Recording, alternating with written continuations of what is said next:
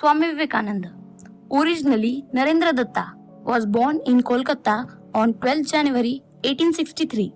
It is celebrated as National Youth Day. He was an extraordinary personality with spiritual thoughts. His human sympathy, immense knowledge, and diverse character made him adorable in all over the world. He was a path of enlightening for a lot of people, and he's still inspiring every one of us by the thoughts he shared. His father's name was Vishwanath Datta, and he is a successful lawyer in the Supreme Court of Kolkata. His mother mostly influenced him as she played an essential role in shaping his character. He was a great follower of Sri Ramakrishna Paramahansa. Swami Vivekananda was a Hindu monk and a direct disciple of Sri Ramakrishna. Swami Vivekananda played a key role in the introduction of Indian yoga and Vedanta philosophy in the West. Where Narendranath grew up, he imbibed the traits of both his father and mother.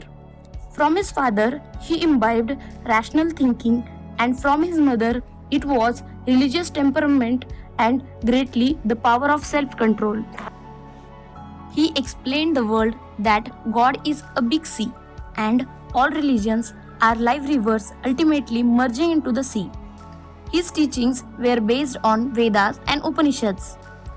He was also a great follower of Vedanta. He is perhaps best known for his speech which began with the words Sisters and Brothers of America, in which he introduced Hinduism at the Parliament of the World's Religions in Chicago in 1893.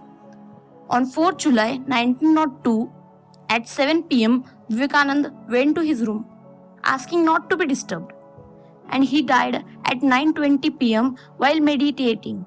According to his disciples, Vivekananda attained Mahasamadhi. Swami Vivekananda was not only an inspiration in India but in the whole world. He is a source of knowledge for all of us.